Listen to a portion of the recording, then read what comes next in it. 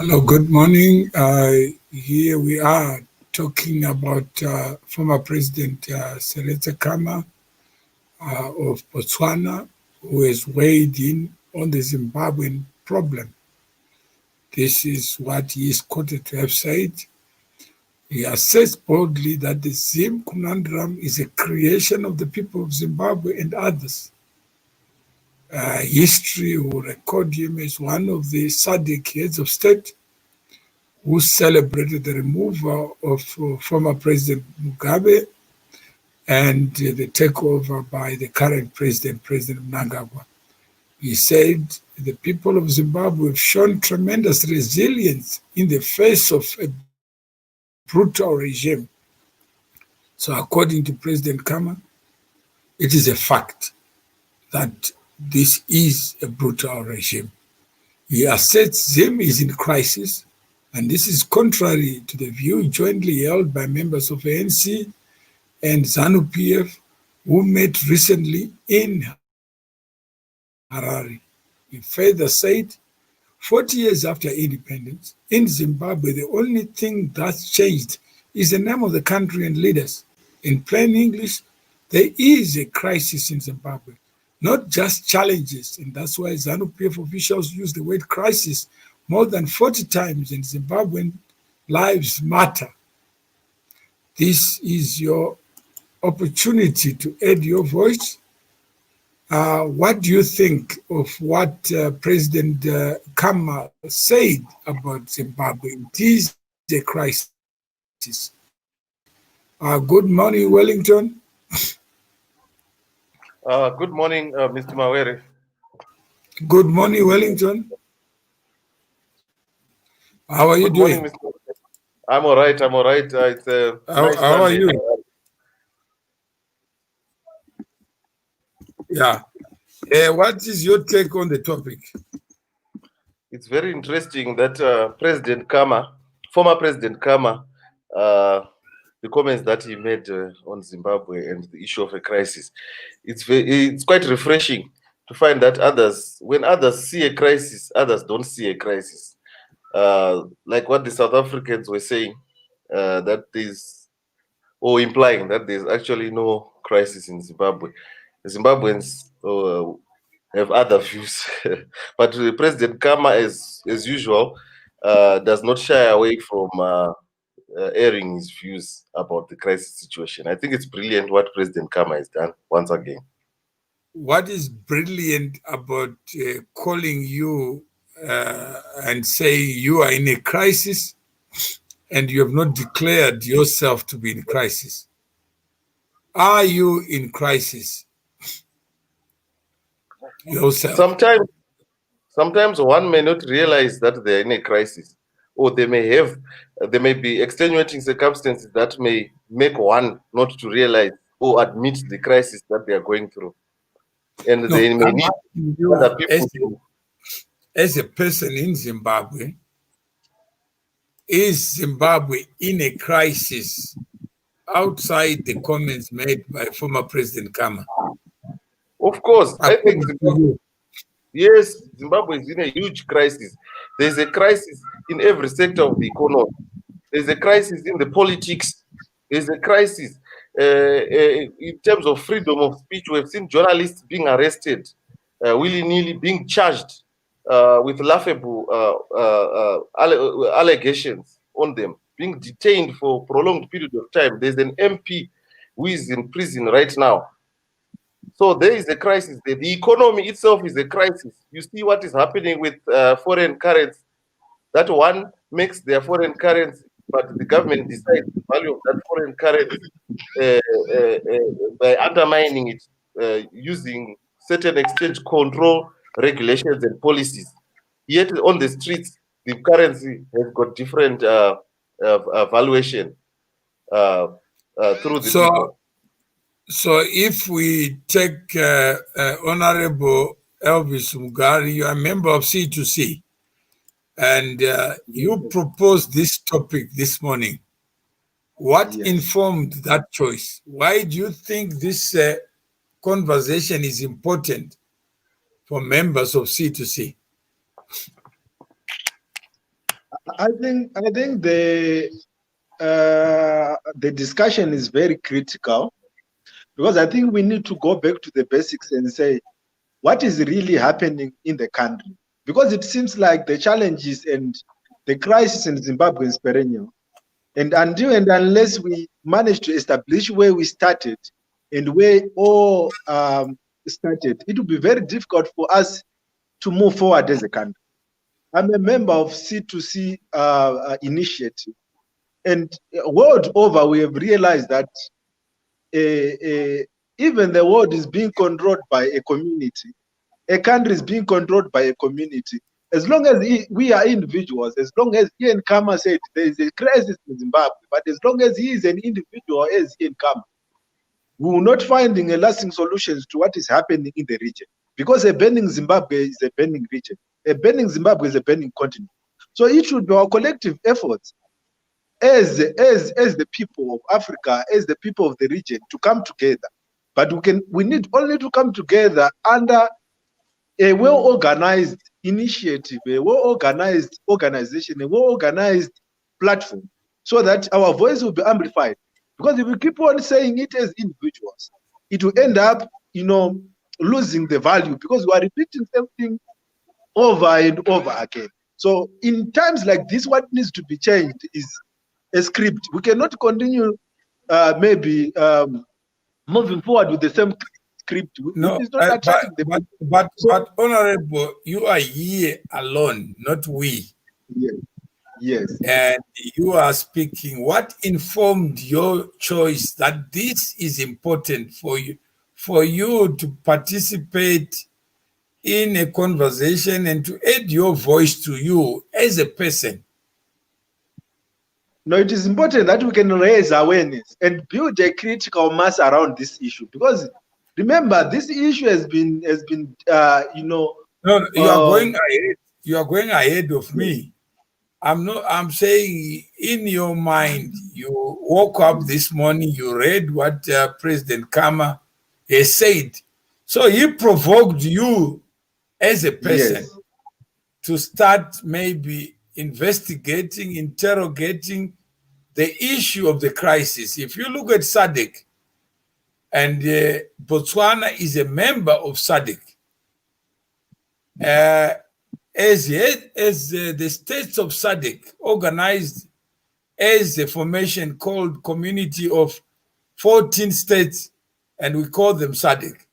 Is there evidence that there is a crisis in Zimbabwe that those leaders are dealing with or are aware of?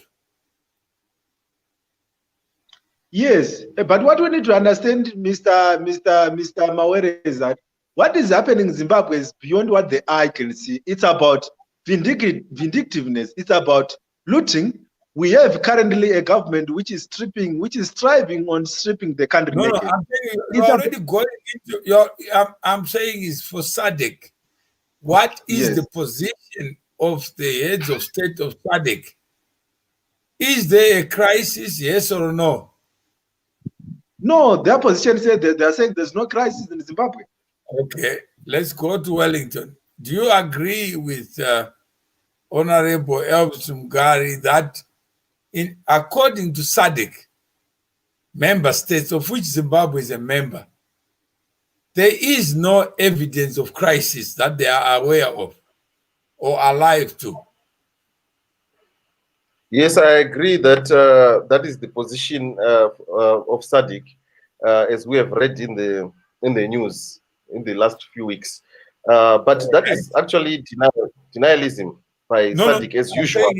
Let's discuss what is fact, and then we can go to your own eyes that may see Zimbabwe using your own perspective.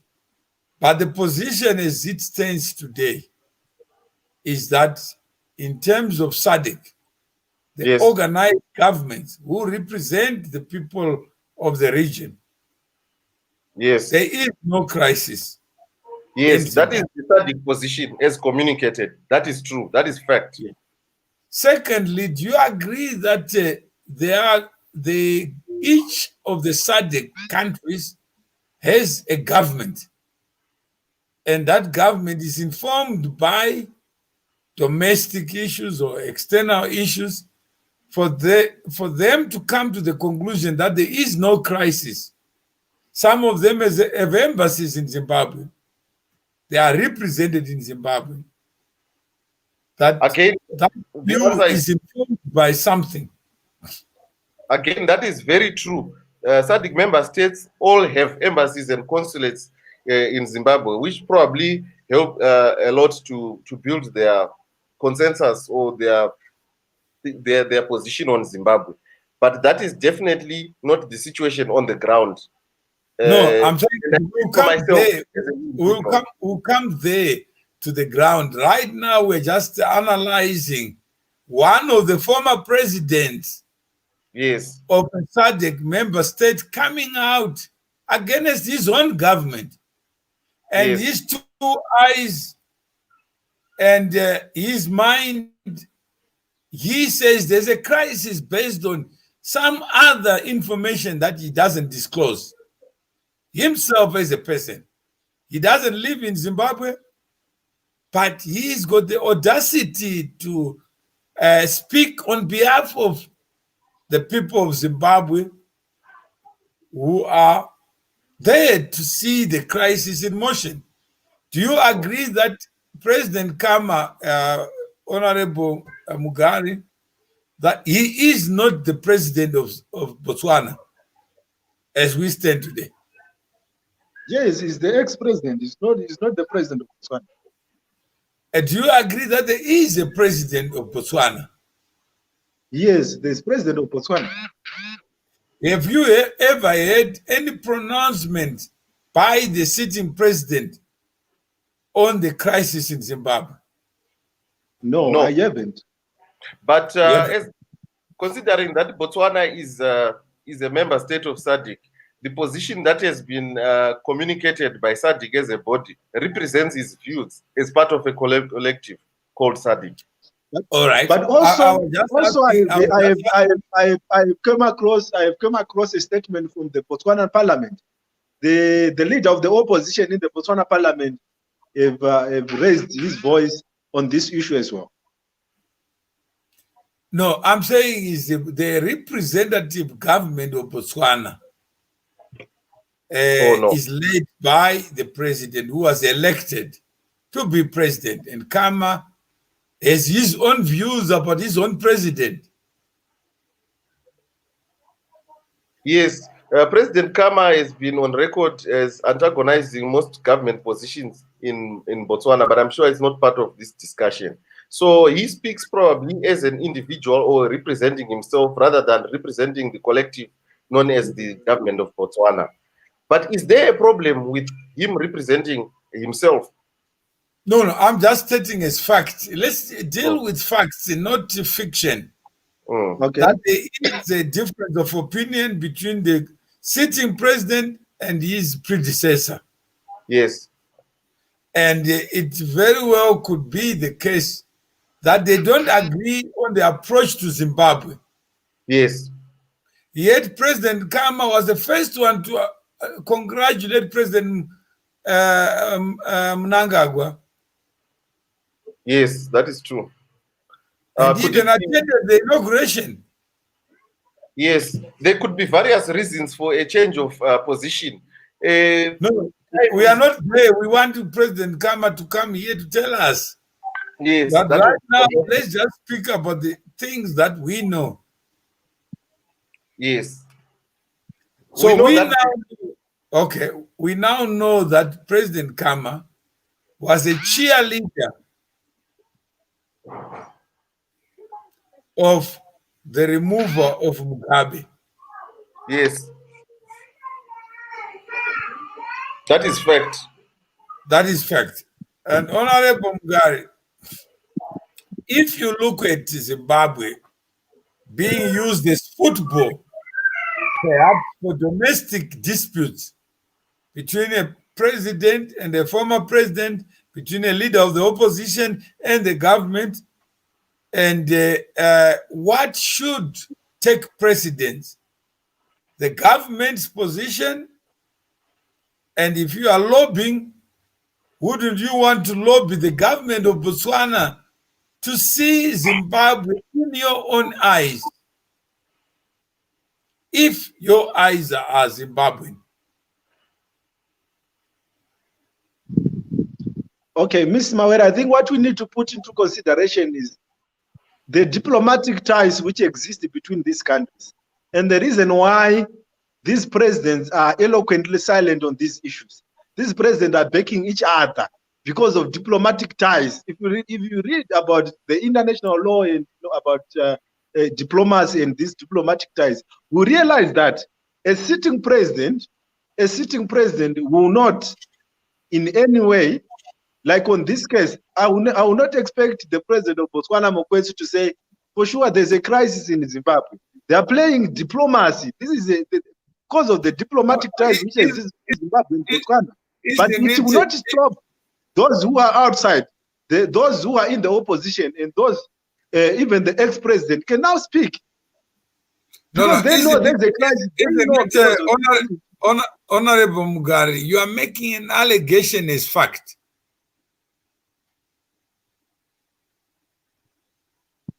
I'm not making an allegation as fact. This is the reality.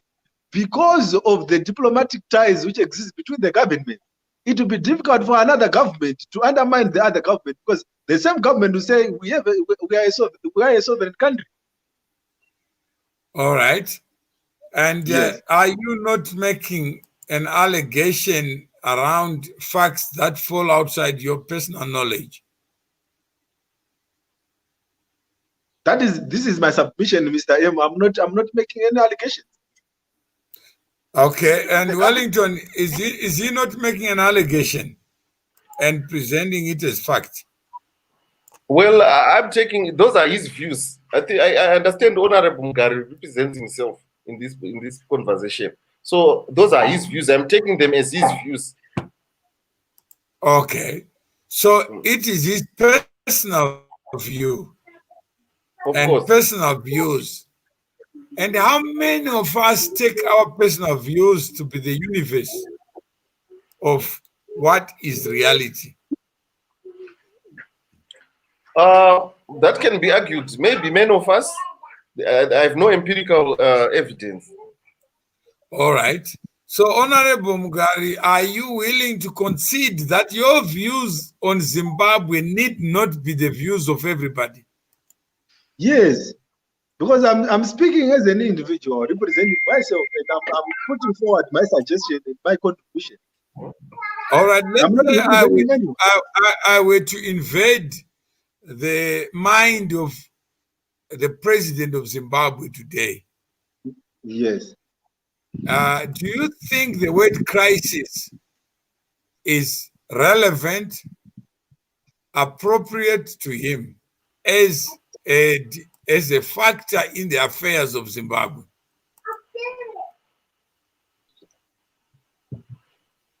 Yes, definitely. Yes. Do you think he will agree to the use of the word crisis to describe the event of Zimbabwe? No, he will not, because he's defending himself. He will not agree to use that one. Also, we have realized that I personally... You are going beyond. I'm just saying we are speculating. And you don't have to give the reasons, but just to say, do you think the word crisis is in his mind? No, the word crisis is not in his mind. And Wellington, do you think the word crisis is in his mind? Or of course not. No. All right. Well, Why do you say of course not? If he has to be honest to himself. Why do you say of course not? Yeah, okay. He is trying to defend the opposition. He's not honest. No, I've never met him in person or to discuss his views. All I know about him is in the public domain. But what I see from my analysis, it goes back to my opinion. The way I see, the way he's viewing the situation, he's saying there is no crisis in Zimbabwe. Okay, so you have heard those words uttered by the president of Zimbabwe. Yes. That there is no crisis. The only crisis is a bedroom crisis manufactured, invented by enemies of Zimbabwe. Yes, that's what he Is that said. correct, Honorable Mugare? Yeah, I think I agree with vehemently with Wellington. The word to him means nothing. The word crisis to the president of Zimbabwe means nothing. But we have heard from, I think we all go through the communique between ANC and government and ZANU-PF government. They said what is in Zimbabwe's only challenges as any other African countries we have challenges. So there's no crisis in the country. That is according to them. So from that communique we have realized that he is saying there's no crisis. I'm saying is that you are going to you are saying we just let us limit it to your side only as part of this community building. That you may have other observations, but we're just trying to understand the state of mind. Yeah, so from the community I read, Mnangagwa is saying there's no crisis. Crisis is only coming from the heads, emanating from the heads of our detractors, those who are fighting us, because he's claiming that he's a victim. Because he's saying from the very first day he was inaugurated as the president, he has been facing critical fights from his detractors. So he's saying I'm a victim. We will have that discussion sometime. We just want to understand the state of mind. That if you were to invade his mind, he will say something different from what President Khama is saying. Of course, he will. Of course, granted, he will, and it will be. We understand that, but we're saying his perspective of what a crisis is, and what seems to be the general consensus from people like myself, because I can only speak for myself, is that in this country, in Zimbabwe, there is a crisis in every sector of the economy, in terms of governance, in terms of what informs your conclusion to be universal. There are people who are living it large in Zimbabwe. My personal experiences and those of people that I associate and talk with, and what I see. What is the population of Zimbabwe, Wellington? The population of Zimbabwe is approximately 12 to 14 million. That are how many millions? Sorry, Mr. M. Yeah, Mr. Mawele, the fact that there are people who are living large in Zimbabwe doesn't mean that there's no crisis. That is why what I said. But do you agree that there are people who may be living large, who may disagree with you that there is a crisis, and that entitled subjective, Mr. Mawere. Because we have different opinions. We have different opinions. But I'm saying is your opinion need not be the opinion of everybody. That's why you are here. Let me give you an example, Ms. Mawere. If you are driving and you are going to Johannesburg, you are coming from Zimbabwe, and after crossing the Bed Bridge, you see a signpost saying Johannesburg 560. It shows you that I'm going in the right direction, number one, and for sure I'm going to Johannesburg. The signpost is saying you are going to Johannesburg and you are left with 560 kilometers to arrive in Johannesburg. Those signposts, and as you are traveling and as you are approaching Johannesburg, you will see more and more and more of these signposts trying to tell you that you are going to a right direction. So we have the things we are seeing. I have personally the things I'm seeing in the country today. What is happening in the country, and acting like this signpost that I'm going to the right direction. So acting as this signpost that in Zimbabwe there's a crisis, and these signposts are there, and everyone can see these signposts in the country. It's up to you, Mr. Mawere, to deny that. No, I don't want to take the route that will go through Polokwane.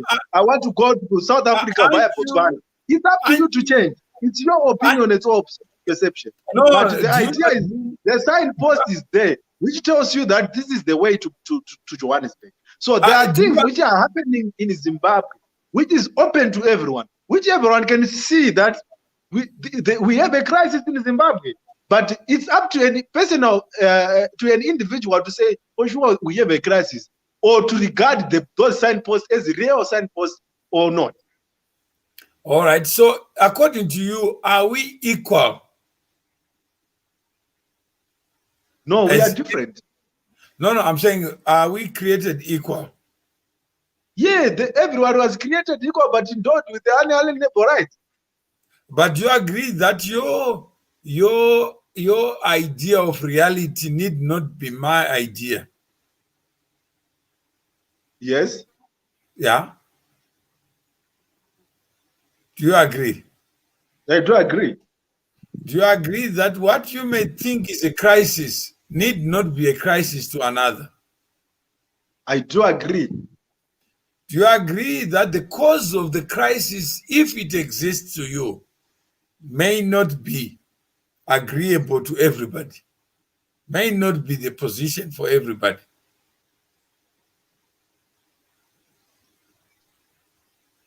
I do agree. All right. So if we agree, if we but agree, it's also a matter of numbers. Yeah. No, the last vote was in 2018. Is that correct? Yes. Yes. And the majority party is ZANU-PF.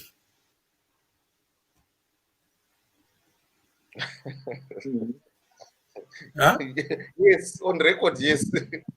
No, I'm saying the matter was subjected to a dispute, and it went to the Constitutional Court. And the Constitutional Court ruled that the current president was duly elected by the people of Zimbabwe in the majority. As a matter of fact. So yes, it's on record. Is it correct that there are people who dispute that verdict reflects the reality? There is questions of legitimacy that have been raised, regardless of that ruling by the Supreme Court after the elections. Yes. But imagine you were Hillary Clinton and you lost to Trump, but you won by a margin of 3 million votes on the popular vote.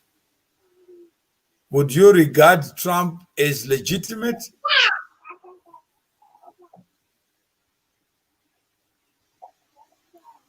I think Ms. Mawere, Ms. Mawere, I want to agree with the comment which has been posted right now.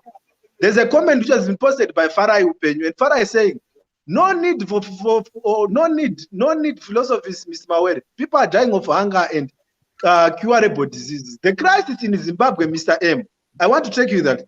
I agree with Farai. The crisis in Zimbabwe doesn't need us to look around and try to come up with different school of thoughts. We need to be head on with what is happening in the country and be candid on our discussion to say what is currently happening and trying to open out and create a critical mass around this issue. The moment we keep on trying to come up with different school of thoughts of what is currently happening in Zimbabwe, we are losing it. We need to go down and to say what is happening in Zimbabwe, what is the origin, and then we find a lasting solution to what is happening in the country. We cannot continue coming up with different school of thoughts, coming up with different ideas and all these things. Let's go straight to what is the crisis. Ian Khama, what is the basis of Ian Khama's response to Zimbabwe? What is there on the ground that can say there's a crisis in Zimbabwe? Then we try to address those issues. Then we take the government, which is there, the government of Mnangagwa task, and then we move forward. We cannot continue keeping beating on around the bush and going round and round as we don't know what is happening in Zimbabwe. There's crisis. People are dying. There's hunger. More than 70% of the people in Zimbabwe cannot afford a single meal, to put a single decent meal on their table. People are dying on curable disease. Hospitals are in intensive care. The health system is in the intensive care unit. You know, people are being, there's no respect of the rule of law. The concept of separation of powers is eloquently silent in Zimbabwe. The government of the day failed to respect this critical concept of governance. So we need to deal with these issues, Ms. Mawere, and push so that not to go around saying there's no crisis, there's crisis, because we spend time while the people of Zimbabwe are suffering. So let's go straight to the point and then address these issues. This is my submission. There is indeed a crisis. I agree with you, Honorable Gary. Look at inflation figures that are in Zimbabwe. One does not need a report from the RBZ or from the Minister of Finance. All they need to do is to pick any basic commodity that people buy every day, like bread. What was the price in January and what is the price today? What was the price of meal of a bag of a 10 kg bag of meal in January, and what is the price of that bag today? It's called inflation. Yeah. It's basic things like that that show us, without even reading any concept from Friedman or anyone, that there is a crisis in Zimbabwe in terms of the economy. That's one. Then there's the issue of the crisis in governance. The governance system in Zimbabwe are fundamentally dysfunctional today. We start with the illegitimate, the illegitimacy issues surrounding the last elections in 2018. That shows you that there's a crisis of government. How that issue was handled, the issue of the election dispute was handled by the courts, which have been alleged to be aligned to the ruling party. There are issues of state capture that have been raised by individual citizens, by rival political parties.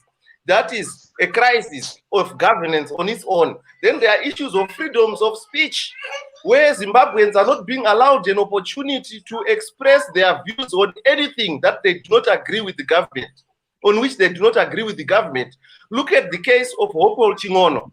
Look at the case of what is that fellow who was arrested with Hopewell before that match? What is his name? I forget his name. Ngarivume, yes. Look at the issue with Job Scala. He's in prison right now. That shows a crisis of government. If one does not agree with the government today, whether it's a matter of principle or it's a matter of opinion, they find themselves in issues. The laws of Zimbabwe right now, as a citizen, if I have a dispute with the government or a disagreement with the president, for example, today, I will be labeled an economic saboteur or an unpatriotic Zimbabwean simply because I disagree. That shows you that there is dysfunctionality in our governance system. That is a crisis. What more crisis do we have to see? Do we need to see people dying on the streets for us to agree that there's a crisis?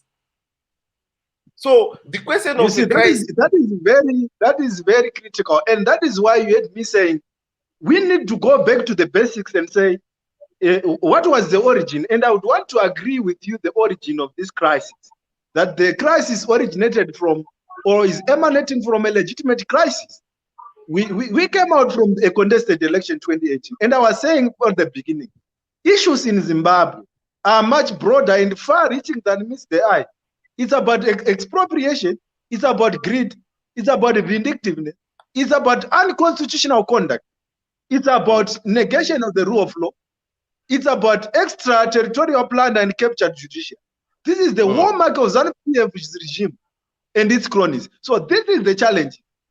The country has been captured, and what is currently happening in Zimbabwe, that is the modus operandi of this regime. They have captured the state, and so it's clear that this is the hallmark of the operation of this system.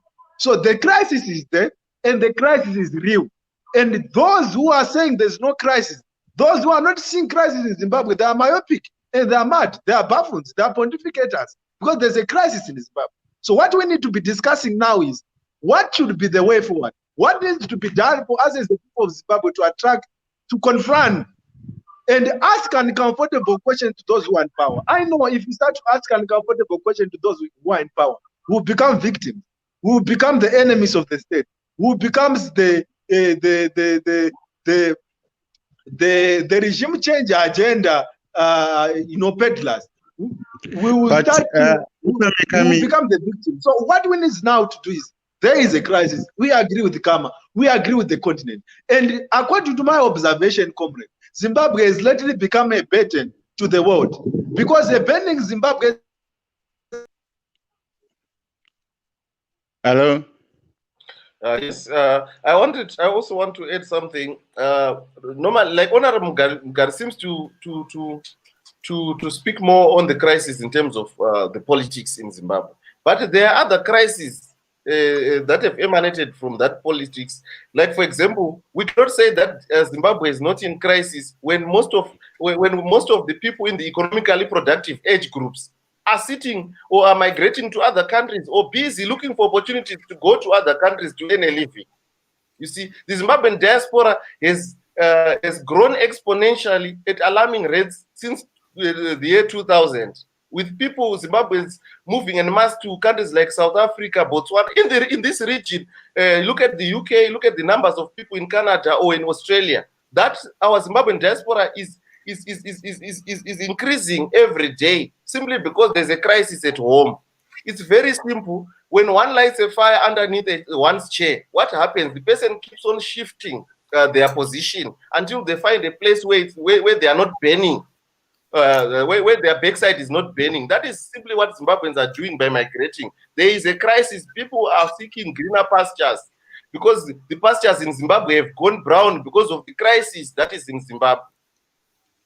All right. But, John, good.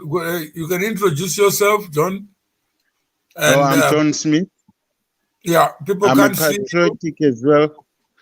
And I wanted to add something because they are... People can see you, John. Oh, People okay. All right. I'm trying to fix my camera as well while I'm talking. All right. Yeah. We have been talking about problems, but I think it's also high time to also add the solutions to the problems, because we seem to forget where we're coming from, and we seem to be forgetting the position that we are finding ourselves in today. The problem is, and some of it has always been, things like devolution of power, that, there's so much power on one side than the other regions of the country. And each time when we talk about devolution...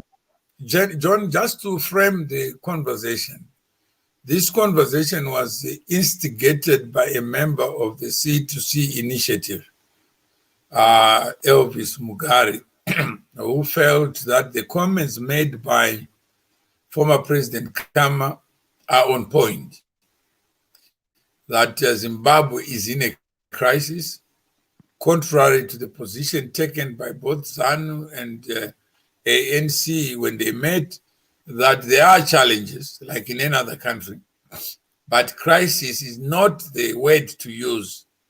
Where do you stand on that as a person? Do you believe that Zimbabwe is in a crisis, or that this crisis is manufactured by ulterior motive agents? Definitely, Zimbabwe is in crisis. Anyone who denies that is not getting it. You don't have to even go to Zimbabwe. You just have to go into the country. Look at Zimbabweans in South Africa, in Botswana, and everywhere in the world. What does that suggest? You don't even have to go that. You don't have to go that far. All I'm saying that's a crisis. It suggests a crisis. Don't agree that Zimbabwe... Yeah, so I'm saying that now we have three people are asserting that there is crisis. And I am here to provoke thought around what a crisis is and what a crisis is not, so that we may hear those who don't agree with us. Unlike Albert Mtaviri, Mdara uyu ndewe ZANU. Imagine that insult. Just for me to have a conversation that is not a monologue, I am now treated as a subject or caricature of a political organization.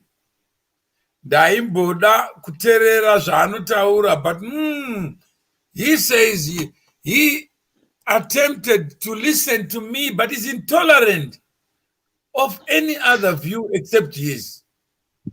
Okay, I do understand. If I may defend that person, Mr. Mawere, I mean, people are fed up. it's high time that we start talking one way, because if we keep on bringing all these philosophies that do you agree that there is crisis, do you agree that this is that and all that, it's not working. We have to move on right now. For 40 years, we have seen what has happened. And this man is talking out of... No, let me just finish. He's talking out of anger. I'm sure he respects you and he understands you. But then there is a time, like my brother correctly said, that if you put fire under the chair of somebody sitting there, what happens? So some people are expecting straight talk now. And if you go and ask Mnangagwa is on record saying that there are no crises and this and that. And also ANC is saying that, taking ZANU-PF's position. And people are annoyed about that. And it's high time that we have to show your anger, that I am angry. You cannot keep on, making, these philosophies that, if there is a crisis, we'll solve it and whatsoever. What are they solving? We need a straight talk. We need to move one way. I would want to agree. That is why before my phone dropped, I was saying the crisis, this problem in Zimbabwe is perennial. We need to understand that. We cannot keep on, Mr. M, saying, coming up with this philosophy, say, is there a crisis? Do you agree that Mnangagwa doesn't agree with this? Because he's denying that there's a crisis, because he's running the country. So what we need to do, Mr. M, is there's a crisis. We know there's a crisis. I personally know there's a crisis, and the person who is next to me knows there's a crisis. And we are having problems. People are dying on a daily basis on curable diseases. There's no electricity. More than 70% of Zimbabweans are finding it very difficult to put a single decent meal on their table. There's a crisis. Our health system is in the intensive care unit. Politically, and if I may come in there, my brother, we know there's a crisis. We don't want these questions that you keep on asking to say, is there any question? Is there any crisis? There is crisis. Everybody knows it. Mass migration is another sign that there is crisis. So let's stop with these questions, because what's going to do is going to anger other people when they're responding. Not because necessarily the guy is not on your favor. He is on your favor, but people are tired to hear that. Is there anybody that is saying that will think there is no crisis? We have to ask questions. We have to talk about these things as we try to answer questions about, like this question, whether there is a crisis. We are going to provoke thinking on the issue, and from that thinking, as we provoke thinking, there is going to be solutions that are going to be proffered there, or suggestions for solutions. Provoking this issue is, been made a long time. It's time to talk the action. You know that, my brother. You know there is a crisis. Why do we keep on? We need to to talk about solutions, to say, what are we going to do now?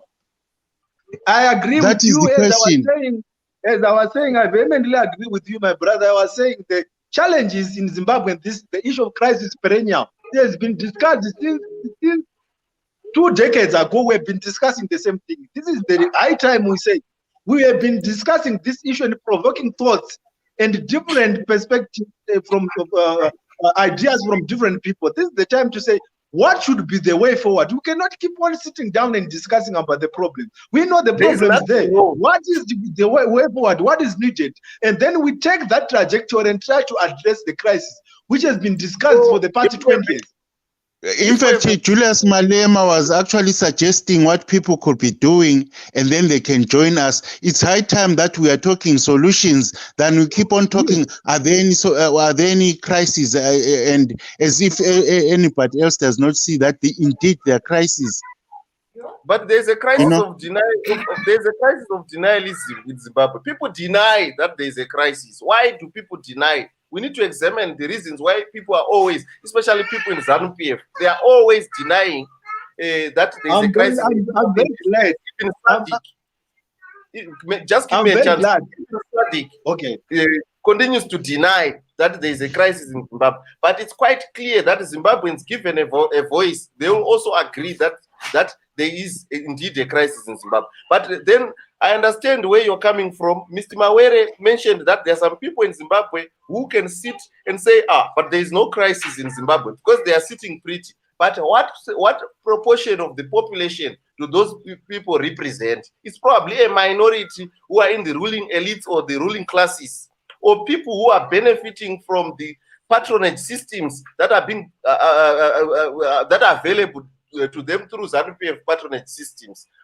They are definitely a minority. The consensus in Zimbabwe, if we were to do a survey today, is that the majority think and agree that Zimbabwe is a crisis. If this issue were to be put to a referendum, I can tell you over 75% of Zimbabweans would actually say what is the military doing in the streets of Zimbabwe if Zimbabwe is not in crisis?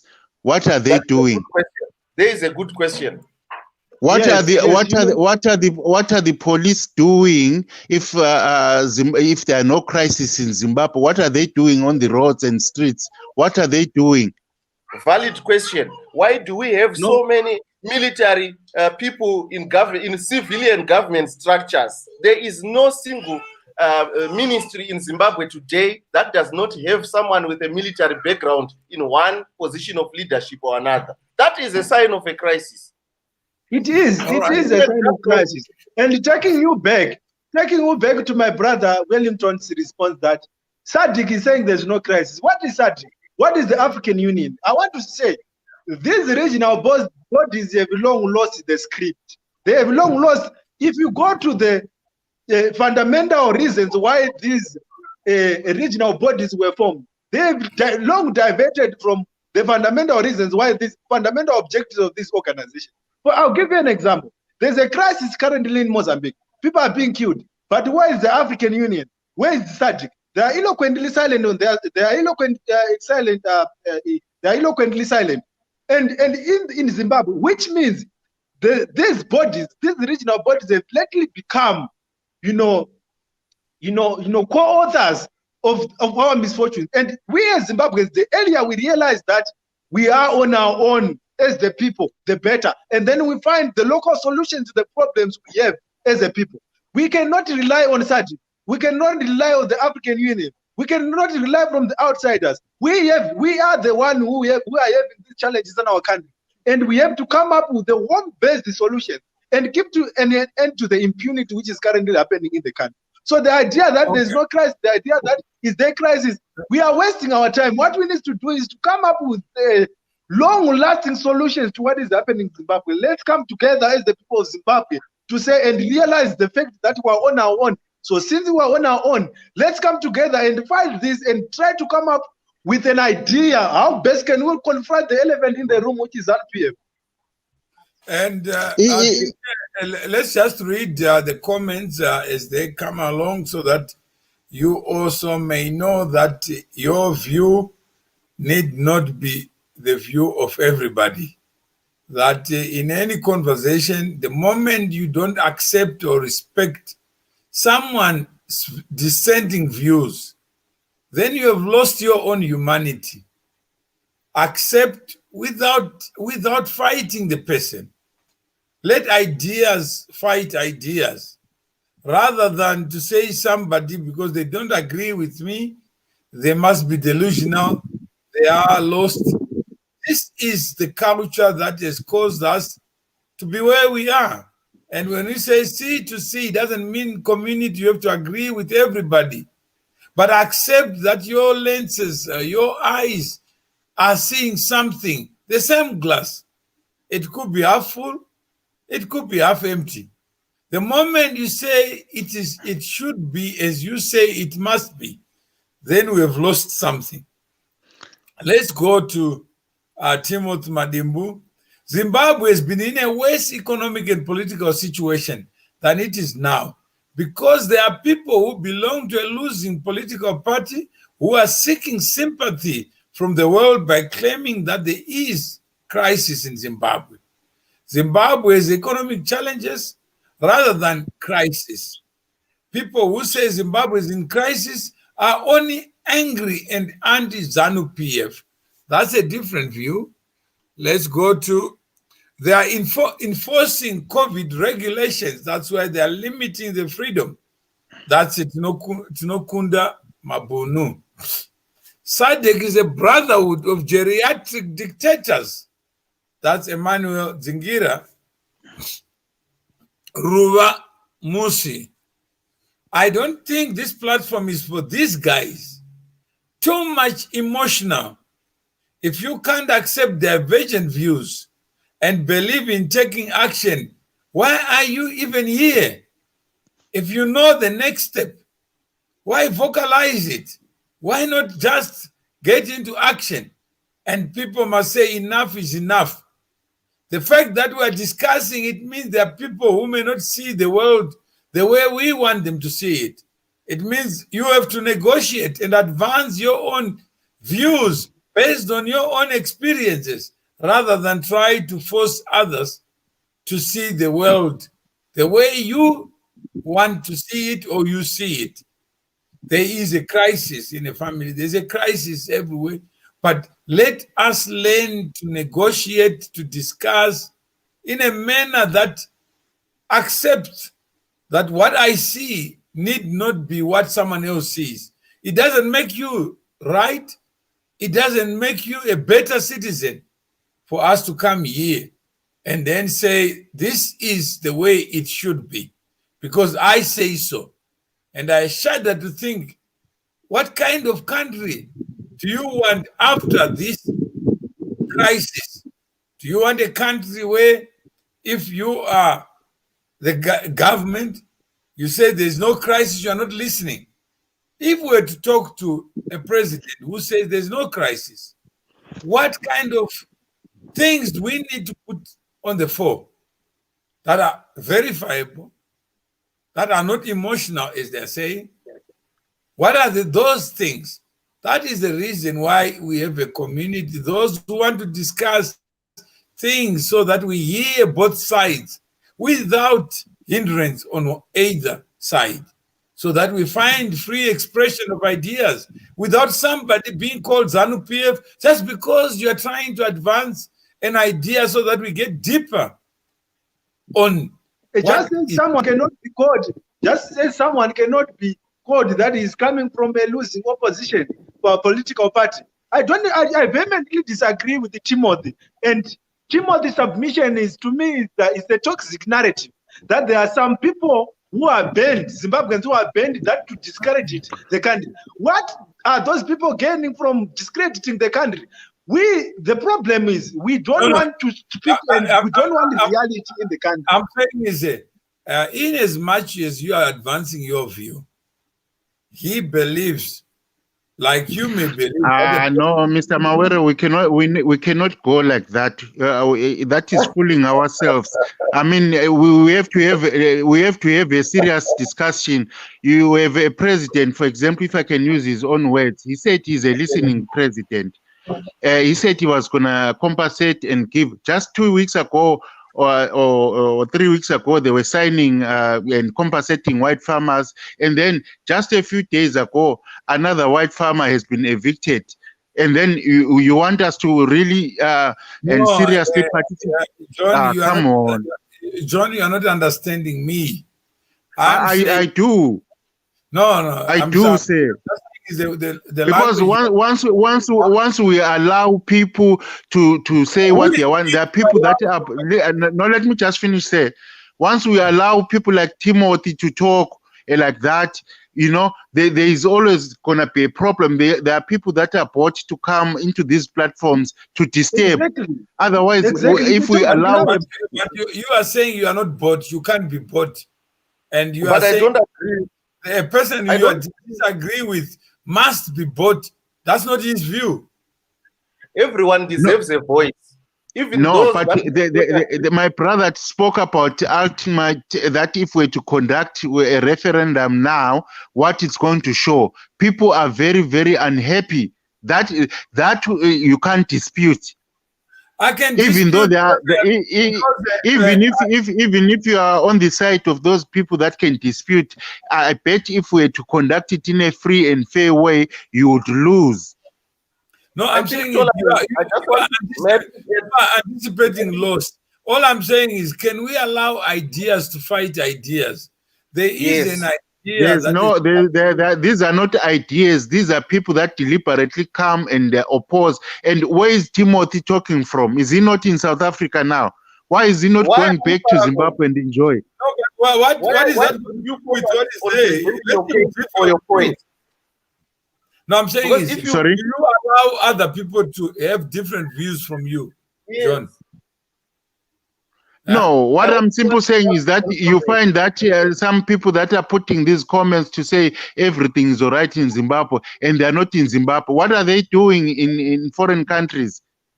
But And the what is tragedy of coming, and the tragedy of coming with, and the tragedy of coming with toxic narratives. There's no such thing. yeah? And Miss Maure, the tragedy of coming up with those are toxic narratives. There's no such thing like there are people who are bending on discrediting the name of the country to outsiders. Who in his mind can do that, to discredit my own country? How can I discredit my own country to the outsiders? When there's something wrong, there's something wrong, and we must be coming out.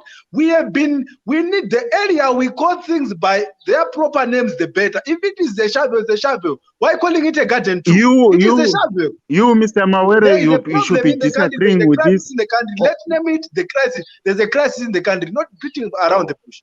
That is It's true. a spec. You are saying that you were robbed of your company. Your people loved you. You did a good job, and what happened? No, I'm saying is, can't you learn from a person like me? No, there's not. We can, but from these people, there's nothing that we can learn. But you should probably make a program for them to come and praise ZANU. This one should be for the Zimbabweans. So in your democracy, you are going to say, if you don't disagree, if you disagree with me, then you must be gagged, you must be in prison. Where you talk to my philosophy of a democracy stinks now, because sometimes I don't want to listen to people that are very much aware what is happening. Yourself, Mr. Mawere, you know what has been happening. We know what happened to your companies. You should be talking on the position that I understand you have to be neutral. I understand that you have to listen to everybody. But, sometimes it's causing other people to be uncomfortable knowing what is happening, and we keep on, dick and diving on the subject. Our country is gone, and the country is going as we are talking right now. Yeah. Okay. John, I think I am now left-handed because there's no discussion we can have with you guys, because the world not in terms of people that are coming to distract. We are conducting this. We have taken your time, and we need serious thinkers to come. We don't want people that are coming to get them from, because what is serious to you? What is serious to you need not be serious to somebody else.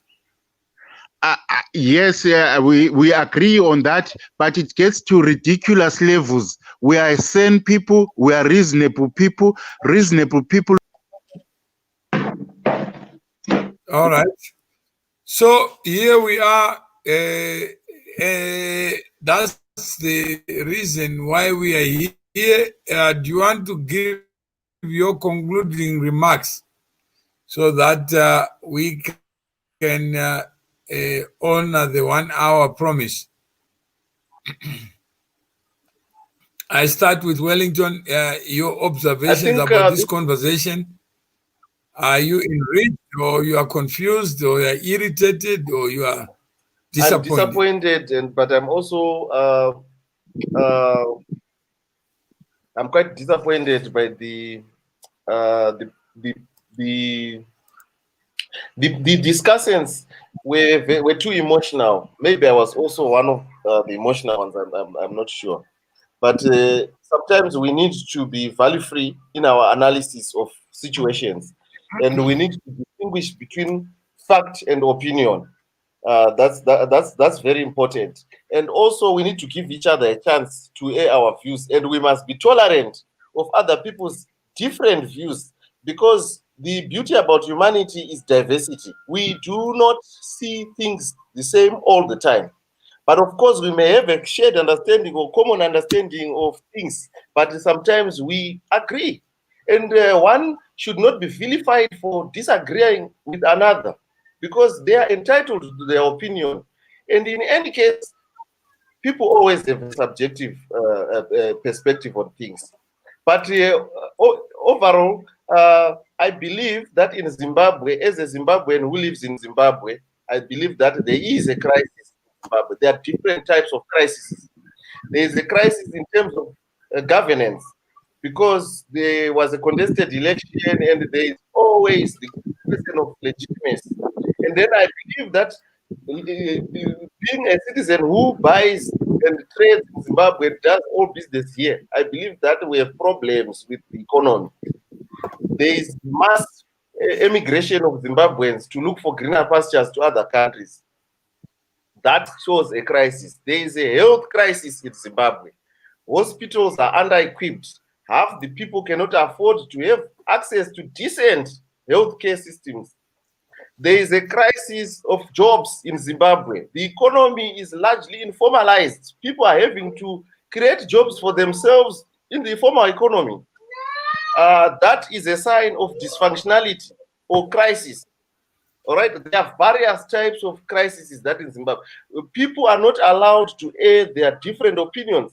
The behavior of John on this platform shows you that there's a crisis in Zimbabwe. Intolerance. The ZANU-PF government does not tolerate views by the views of the opposition, be it the MDC or anyone who does not agree with them. They are labeled economic saboteurs. They are labeled unpatriotic, and sometimes they are dealt a harsh hand. There is a crisis in Zimbabwe because we see the army walking about doing mixing with civilians where they shouldn't be dealing with civilian matters. We have the police to do that. The government structures with the ministries have all been militarized. There is not a single ministry that does not have a former general or former major general or whatever military personnel manning it today. That shows a crisis. That is my contribution. Okay, and Honorable Mugari. Yeah, I think from the comments and other things, I have realized one thing, that the people were talking about emotions and other things, but to me, I don't view them, I don't see as emotions. But the people, we are different, and we have different opinions, and however, it's important for us to agree to disagree sometimes, and then to know that everyone has a different opinion. But overall, from the discussion we had, it is clear that there is a crisis in the country. There's a real crisis, and we cannot continue discussing, because this issue is perennial, as I rightly say. It's perennial, and it has been discussed over the years and years. And if we keep on continue discussing it without coming up with lasting solutions to this problem, we are doing disservice to us and the generations to come. What is needed currently is an inclusive template to deal with the crisis in the country. Well, there's a crisis. As my brother is highlighting, what are the army doing in the streets? The army must be in the barracks, but they are in government corridors. What are they doing? The army must be in the barracks, but they are on the streets. The army must be in the barracks, but they are being used as a weapon by the ruling party. The securities are being used as a weapon by the ruling party. Economically, there's a crisis. There is no food. There is 3-digit inflation. One doesn't need any report from IMF, any report from the World Bank, or any report from the RBZ to know that there's inflation in the country. You can go to a supermarket and check what the price of 2 kg of sugar 2 months ago and what is the price now. And vis-a-vis the salaries which are being received. And the there is also a crisis economically. There's no employment. 95% of the active population in the country is not employed. There's crisis in the country. People are finding it very difficult to put a decent meal on their table. There's a crisis in the country. The hospitals, our health sector is dysfunctional, is not working. People are dying of curable diseases. The women are losing their babies and their lives during giving birth. There's a crisis. There's a crisis in that sector. There's a crisis in the health sector. The doctors and the nurses are not going to work. There's a crisis in the educational sector. The teachers are not receiving a living wage. So these are the crises which needs our attention, and these are crises which we need to say as the people, let's come up with an inclusive template to address these challenges we are facing today. Because as long as we keep on discussing these issues, and we are buying in time, and the same crisis continue ravaging the country.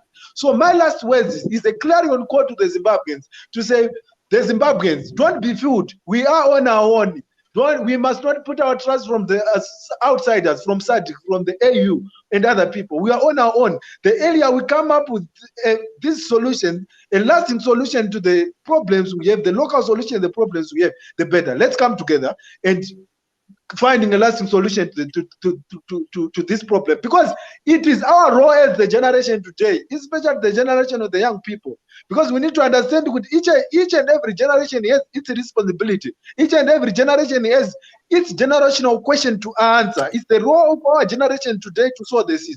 Each generation must sow the seed, another generation must water it, another generation must prune it, and another generation must enjoy the shade. We need to come up and we need to play our part as the generation today. Even if we fail to enjoy the shade, but let's play our part of plowing the seed so that the next generation will enjoy what we are doing today. So let's come together and come up with the conclusive and inclusive template that will address the issues and the challenges we are having. And what we need to know is what was the origin of these challenges? What was the origin of this crisis? And it is the crisis of legitimacy. And the crisis of legitimacy gave birth to all these things we are having and we are discussing more about today. So we know what we know the problem, and we know the challenge, and we know the cause, and we need to find a remedy.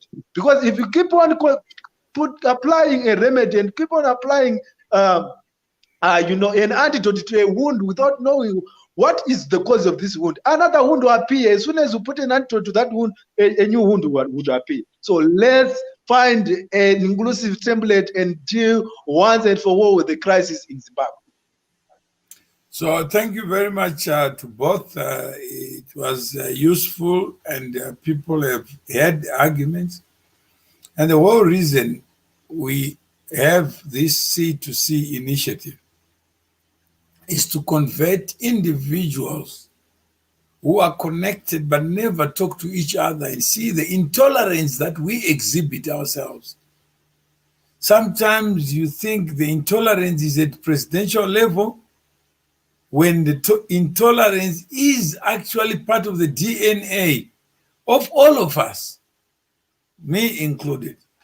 What I think to be fact becomes fact because I think what I know is the universe of what is to be known.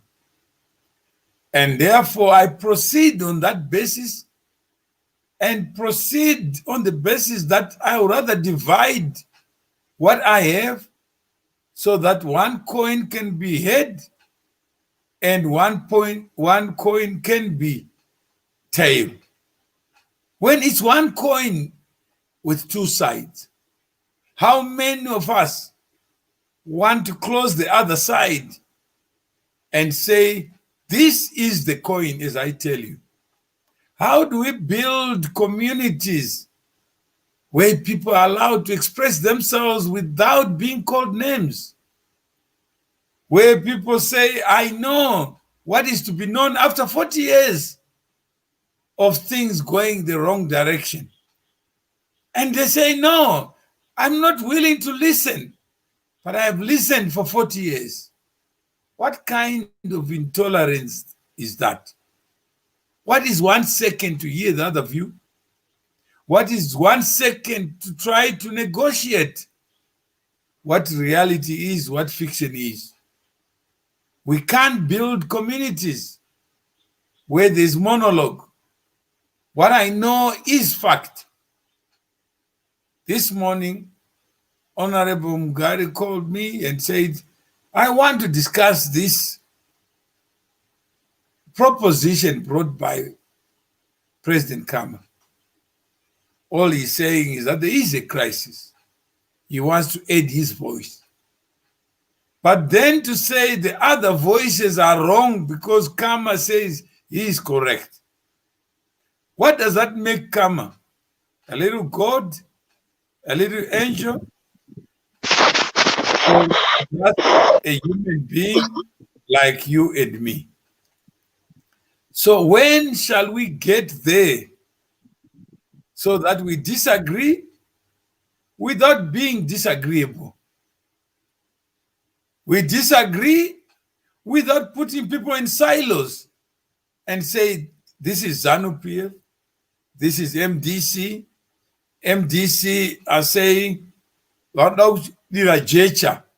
imagine, ignorance is the biggest divider because sometimes our ears are blocked. We can't hear the other side. And when we come here to say, Elvis, let's play a game. Wellington, let's play a game. You become President Mugabe, I become President Mnangagwa.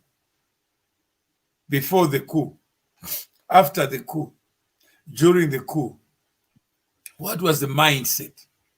You become Changirai, I become Mugabe. What are the disputes?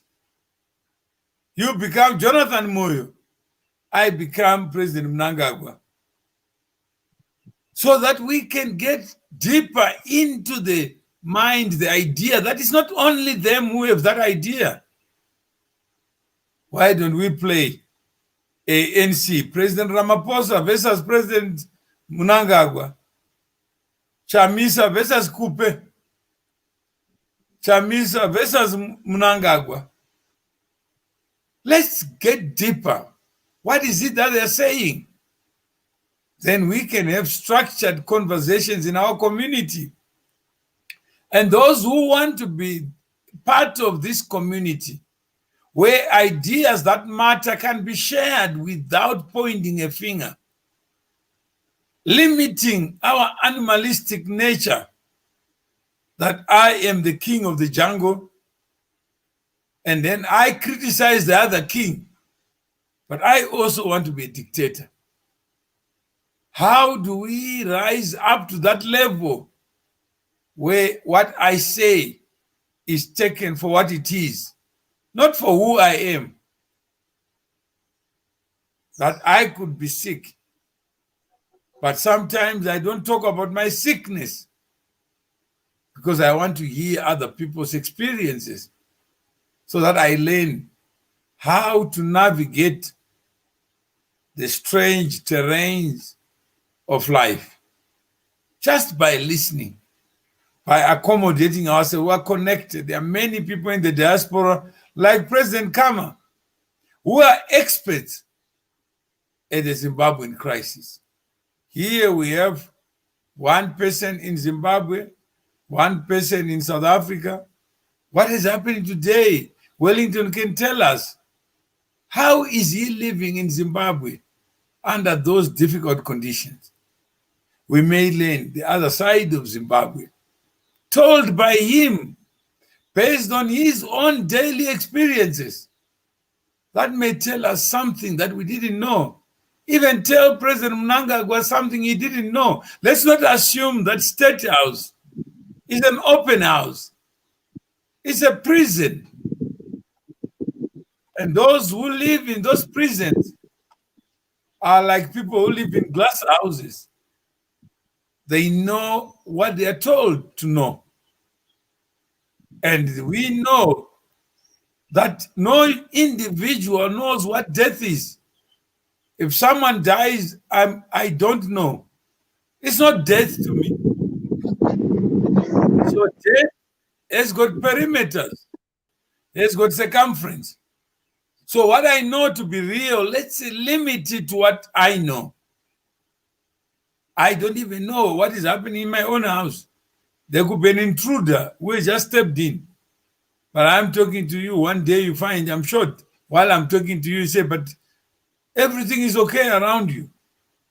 So So let's build communities based on shared values, that we are human, we are mortal, we don't know what is to be known. Not that you become intolerant and say, you must know what I know because what I know is reality, and not give other people a chance to give you their own realities. Then we end up arguing when we should not be arguing. Why argue about facts? Death is death. Life is life. If you are in Zimbabwe, you're in Zimbabwe. If you're on this show, you're on this show. Speak about yourself so that we build a community of shared understanding. And it's not easy to be in a community. You give up. You see things using other people's lenses. So that together we see those dark spots that ordinarily we will not see because we believe that we control the universe. Not we. There are people who believe they come here to tell you what time it is, as if they know what time it is. In other places, other people are sleeping while I'm awake. In other areas, I say good morning, and they say good evening. So I must accept the diversity that the Creator gave for us, so that we find each other, not to point fingers at each other. So as I conclude, we have Lennon Munyulwa. This kind of system is not sustainable. It is a bubble of deceit. The few living in luxury, the masses suffering with no solution in sight. The answer we get is sanctions. So there is no admission of shortcomings and trying to remedy that. The GNU gave us hope, and it gave a glimpse of what can happen when we come together. The problem is greed, the love for power. The opposition is not in power, and the people are not blind. So that's one view, Lennon. But imagine I read this and try to dissect it, try to dig deeper to understand your mind when you say the few living in luxury are suffering with no solution in sight. The answer is we get is sanctions so that there's no admission of shortcomings. I don't know who gave us answers. I don't know what you're talking about. The GNU gave us hope. Who did it give hope? Let the people who lived through the GNU talk to the people of SMM. The GNU came and is gone. Isn't it true, Elvis, that the Reconstruction Act has outlived the GNU? Is that correct? No, it's true. It's correct. Even those the GNU, even the opposition members of parliament who were in parliament, they failed to raise and to push for the repealing or removal of this draconian law. So it outpassed the GNU period. Did you ever hear somebody in the opposition saying, not in my name? This law cannot exist in my name. No. Last week, you were listening to an audio where Honorable P.T. was talking. What was he saying? Did you understand him? Yes, I understand him. He said the Reconstruction Act was illegal. Not now. He used the word was. Because now the Recon Act has passed. Now the Recon Act has passed through the fairness of challenges. It was being challenged legally in the High Court, the Supreme Court, the Constitutional Court. But the fact that after those challenges, the law is still in existence, it means maybe the law is constitutional. It was unconstitutional back then, but it has passed through those challenges, those constitutional challenges. Now maybe it's a constitutional law. So do you see an agreement? Someone says the GNU, according to him, was a good thing. According to others, it was a disaster.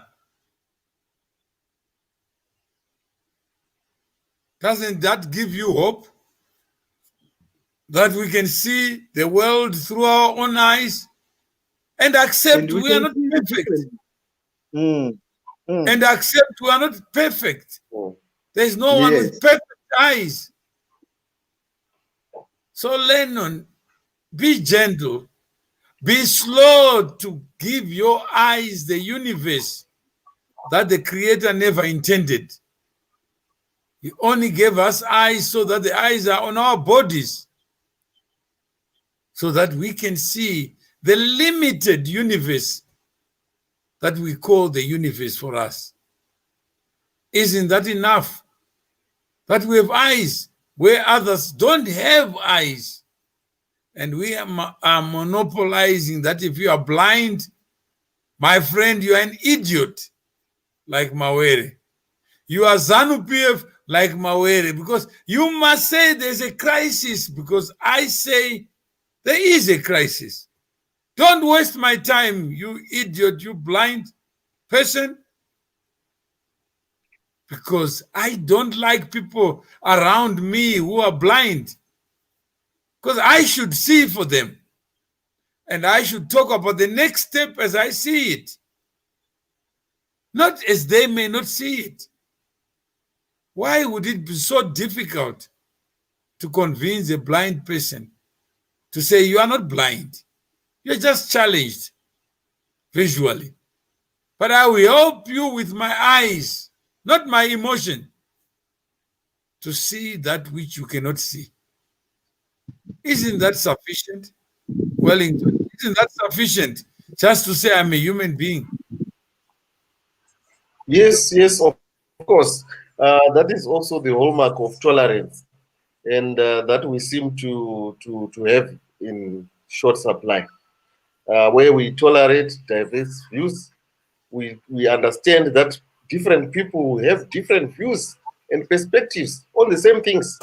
But most importantly, it's very important to establish a value system that everybody abides by. So one being Zimbabwean should have a common value system. So when we say democracy is this, do people agree?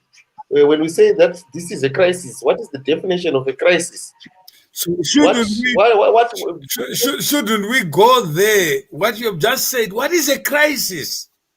Do we have a shared understanding, a C to C, on what a crisis is, what this platform should be about? If we don't, when we come back, well, let's go deeper, Gary.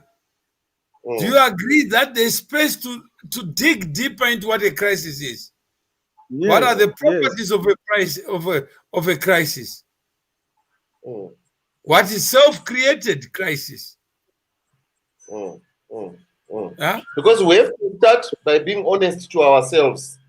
When we analyze issues or when we discuss issues, we need to know what those issues are and what everyone thinks about those issues.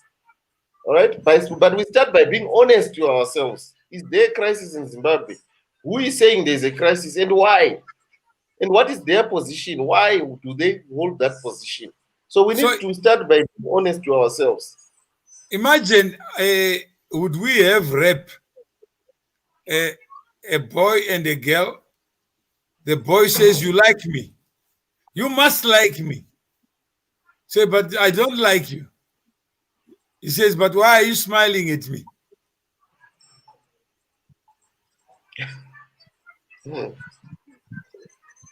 And let's have consent, because part of the constitutional promise is that each individual is equal and they are free to disagree.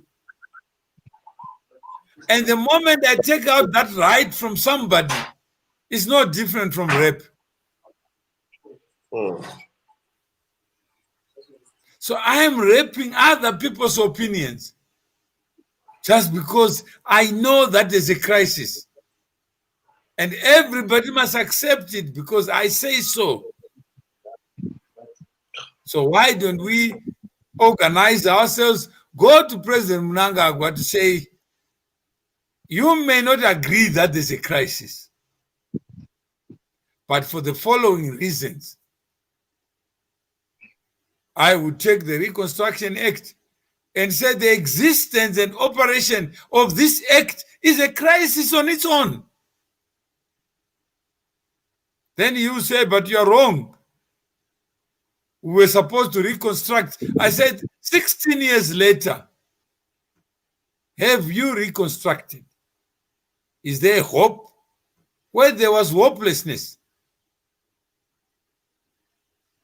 A law that deprives and divests somebody of his rights, can it ever be curable or be constitutional? Imagine somebody takes your car by a ministerial order and say from now onwards it's no longer your car. It's a violation of property rights. Even human rights, human dignity. You drive home, you find there's a sticker at your house.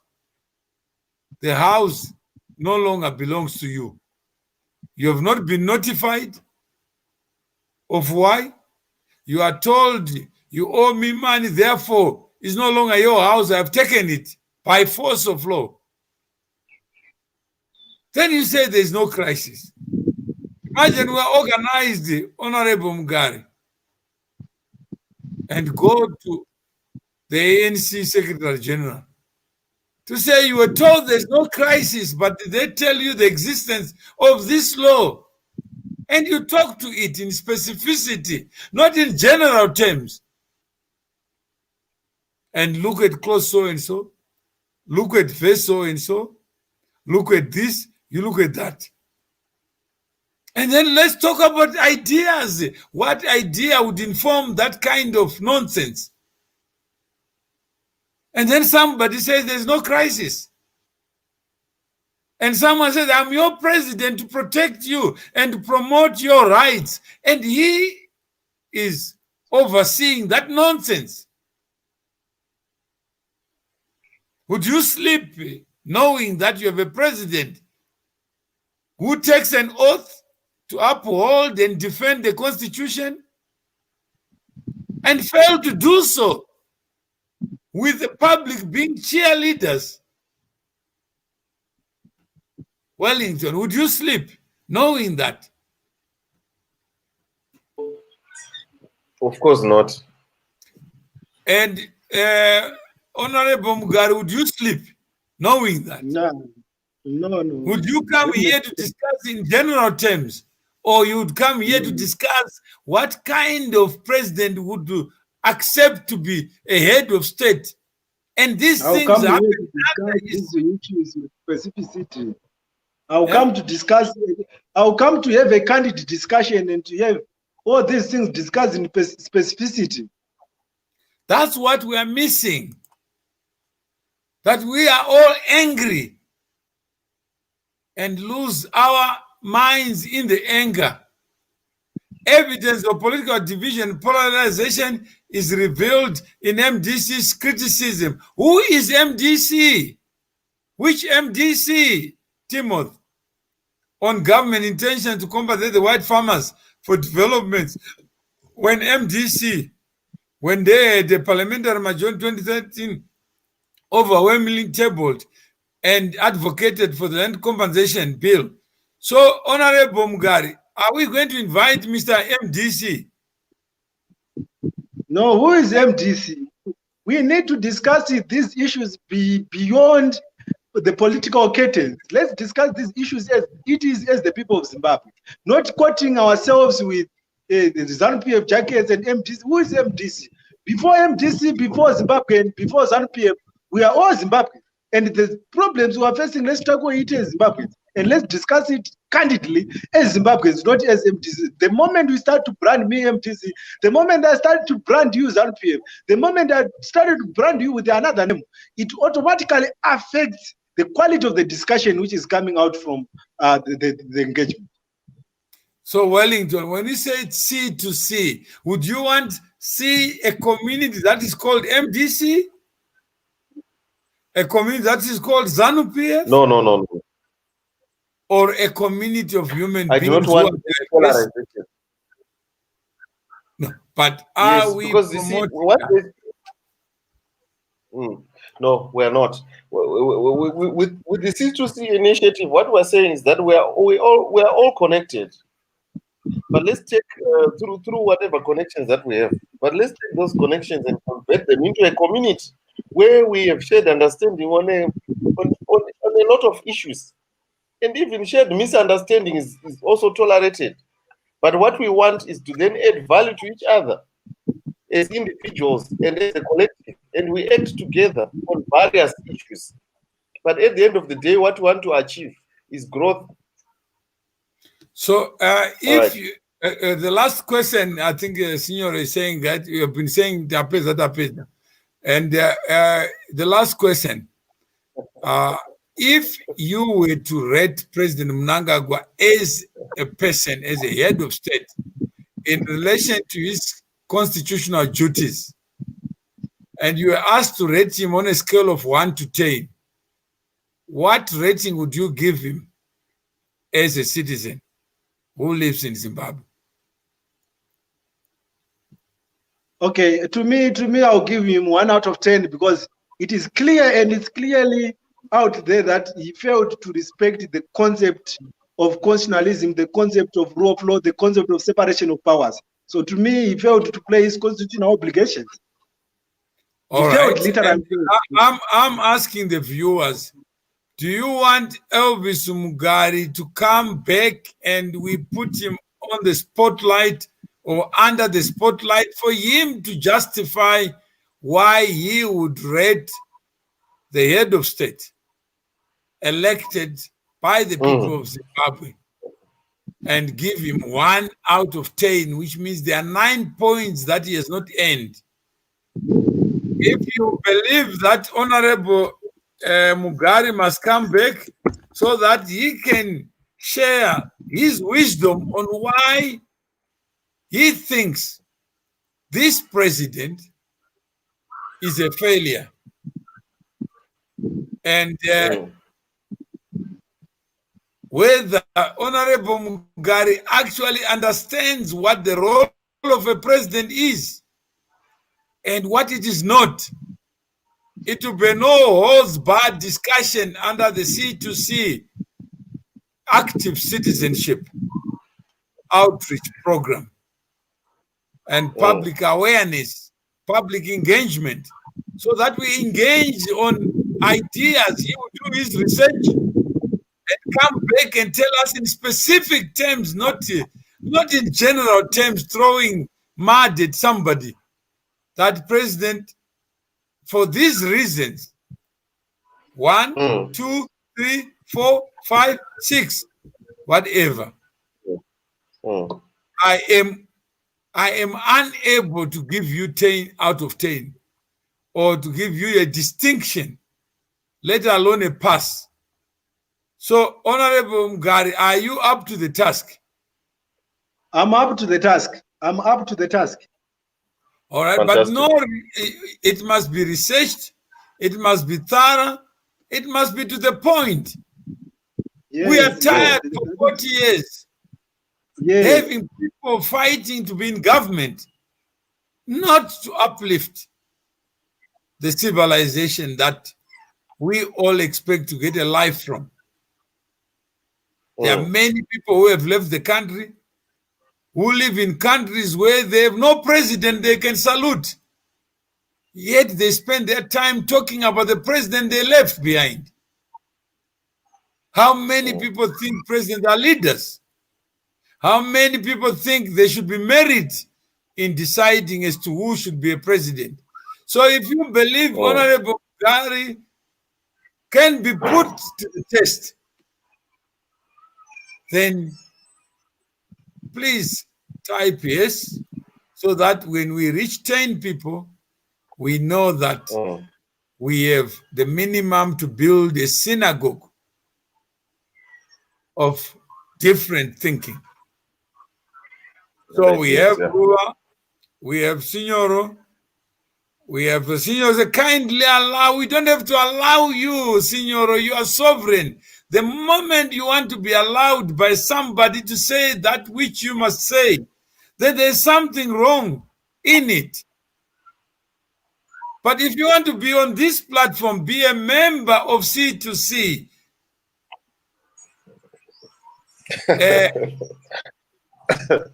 Wellington, are you a member? Yes, of course, I'm a member. I'm an Would you be happy matter. if this discussion is open to non-members? No, membership. One needs to express interest by paying a membership fee. Anything for free is soon dead. And Honorable Mugabe, would you want a government of animals? No. I would not want a government of animals. Would you want a government where you pay nothing to be in a zoo? No. Huh?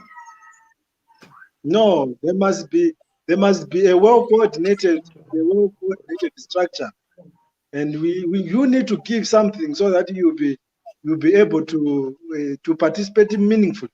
I think there's something wrong with this connection, with Honorable Mugabe's connection there. Okay, I can hear you. So imagine after this discussion and you gave the president the rating of 1 to 10, what should we do with that?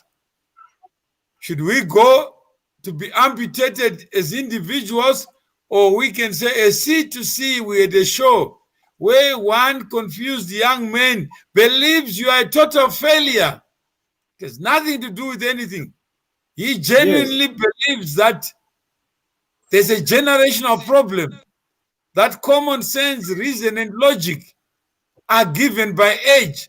So the older generation must give in, must give up, must disappear, must evaporate.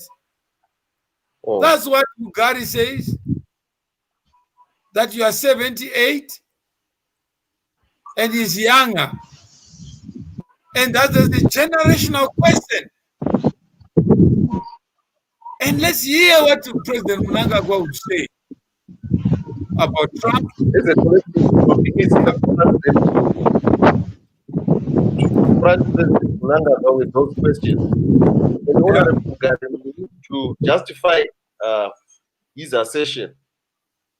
Yeah, he's already said that there's a generational question. Yes. So we want to hear it. So we take it to President Mnangagwa and ask him that we are C2C. One of our members believe that you don't understand the generational time. What time is it? It's time for young people. It's time for the youth. And if we are the youth, we will display ourselves in an organized manner and tell him why it is not his time, why it should not be his time. So, Senor, we want to get there, but we can't all go there. We have to send an emissary to say we are representing the people who left Zimbabwe but never left. The people who don't have voices. I would like to speak. I'm missing something. I'm saying is that nobody stops you from speaking. All we are saying is we want to get closer to where we should be, to get the answers from the people we elect and abandon them and call them names instead of talking to them. Straight talk. So we call the show Straight Talk with Elvis Mugabe, a member of C2C. But it's his views, not C2C views. So, Mr. Mugabe, would you want Senor to join your conversation as a non-member, as a cheerleader, or you would want to be organized? So, who are you nominated to represent us? Members would decide, not me. I don't recommend anybody. Tendai says age is just a number, don't discriminate. But Honorable Elvis is saying something else to you, Tendai. He's saying there's a generational question. Let's put him under the spotlight and hear his own view whether age determines wisdom. Age determines common sense. Age determines logic. We have seen many cases where age comes alone without anything, let alone wisdom. It's not always a given that age comes with wisdom. No, but Honorable Mugari is saying age is a factor. Age is real. If you are old, you must be thrown in the basement of thought and problem solving. No, I didn't say if you are old, you must be thrown in the basement. My point was, there is a generational question which we need to respond to as the generation. I did not say that the old guard, those who belong to the old generation, those who belong to the old guard must not be involved in coming up with lasting solutions to the problems. However, I said there's a generational question. And then you say, you can put me on the spotlight and then I'll explain this. And I'll take you back even from the nationalists, even when... That's what we're trying to provoke only, so that he can come and explain what is the question. Because I don't understand the question. What is the question?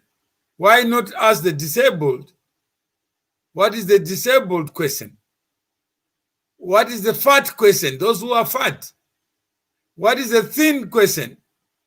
Those who are short. What is the short question? Those who are tall. What is the tall question? So until we meet again, we hear from Honorable Mugari. What is this question? Yes. Because I don't understand it.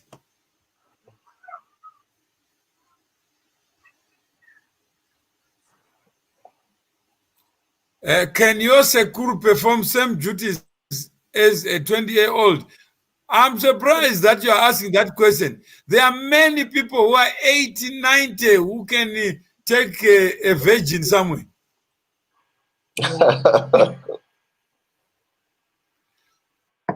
So please don't ask question when the answer is private.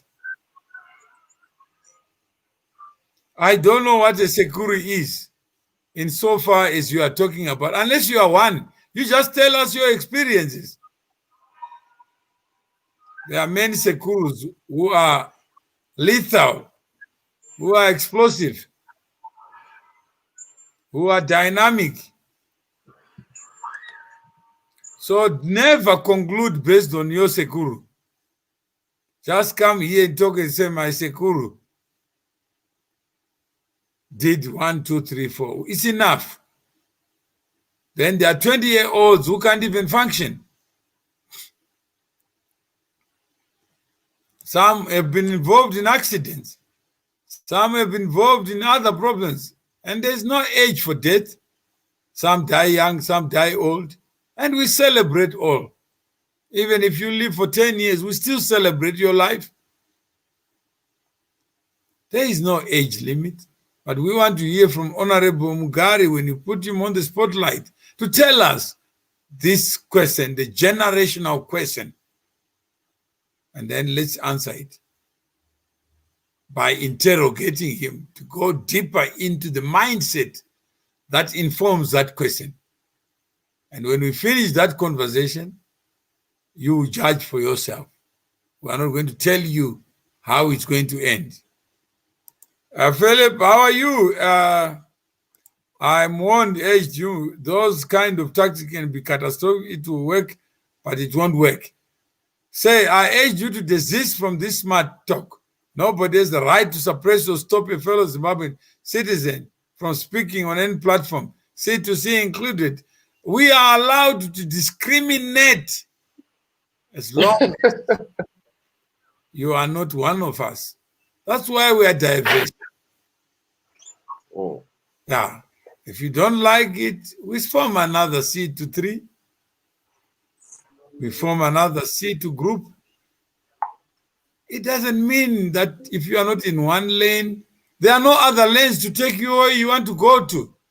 All we're saying, let's be disciplined and become members of something so that our voices can carry weight.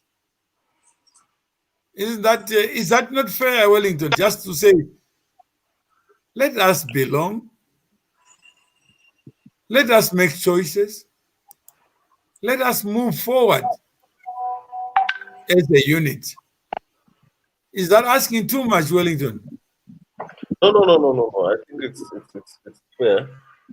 Everything is a matter of choice. One decides who they want to associate with. It's the freedom of association and choice. So if one prefers to join a community, it's their prerogative, and they're entitled to that. If I believe in Prophet Muhammad, then I become a Muslim, I go to a mosque. Why go to a church? Yes. For Catholics. When I don't believe in Jesus, why go to a synagogue?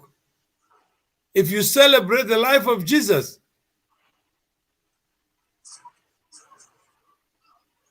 So choices are made by us, yet we don't want the consequences of our own choices. So, Mr. Mgari, what is your generational question? What is it that you want us to discuss? You are saying there's a generational question. Can you frame it and tell us?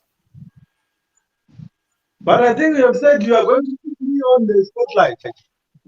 We want to hear the question, then we come to discuss this on the spotlight. What is the generational question? My point was each and every generation responsibility to play. You have two devices.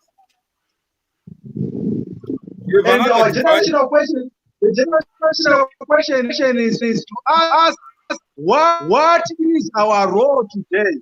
What we really need to in the country. Or I don't know what is the question? What should we play? Who is our? The generation now, the generation of the young people, our generation. Because you are saying the generation is it has been the role of the young people to make sure that things are moving on in the country for the purpose of continuity. So, Wellington, do you understand the question? Which question, Mr. Mawere? What he's saying, that each generation has got a specific role as a group. So his question is, the generation of young people of today, the question is, are they playing their role? I'm trying to summarize. I don't understand the question. Okay. What is our role as the generation today? What we really need to do? And it's like we as the generation, we don't know our purpose. Why are we here? Why are we existing at such a time? Why are we being faced with this challenge? Why are we silent? What really needs to be done? So there's a core which we really need to hit as a generation and respond to it and play our part as the generation. It's not an accident that we are here at this time, at this juncture, as a generation. There's a reason why we are here. Maybe do you understand the question? Do you understand the question? Yes, I think I do. I want to suggest that maybe in the next follow-up, discussion with Mgari, he needs to define for us what he says is the generational question, and what's a generation, and what's the role that, because I think so that we just build literacy around those issues or a certain understanding. Yeah. All right. Yes. So to do work, is this a new apartheid centered on age? Are you proposing a separation of humanity according to age? Yeah. I'm not separating. No, I'm saying that is just for you to prepare. Those are the questions that we could think around. Yeah. And how do you define a generation as a monolith or as individuals who are free-spirited, who are self-assertive?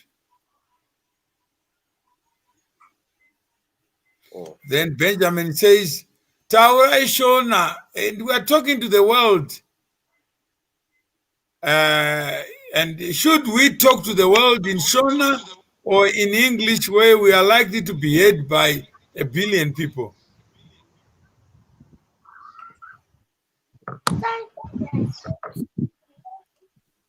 Yeah, I Do you think want to try Bosho or a show? Mr. Mugari, do you want a tribal show?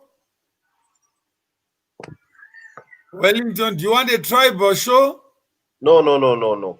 This Shona is not for Zimbabweans only. This show is not for Zimbabweans only. It's for everyone who can understand English and who has an interest. Do you want C2C in which only Shona people are welcome? Do you want a community of only Shona people? No, there is no discrimination on ethnicity or nationality or any cultural issues. We discuss issues as they are with anyone who is part of the initiative, who is interested, who has a vested interest. So if we were to speak Shona, is that promoting diversity or limiting it? In a way, it will promote it, and in a way, it will also limit it. But English is spoken by at least 1 billion people in the world, so we'll have a higher chance of reaching a section of that segment of the population. So we prefer to use English. And what Honorable Mugari is talking about, generational question, is it a Shona question or universal question? It is indeed a universal question. All right, those are the things that you need to prepare for when you are on the spotlight, so that we can decide. We can have a chat. Yeah. So we'll prepare for that chat and market it so that we deal with this generational promise or generational nightmare. So thank you very much. I think we are somewhere. Then we also deal with President Mnangagwa, 1 out of 10 by Honorable. So we're on this. Why would you give the president?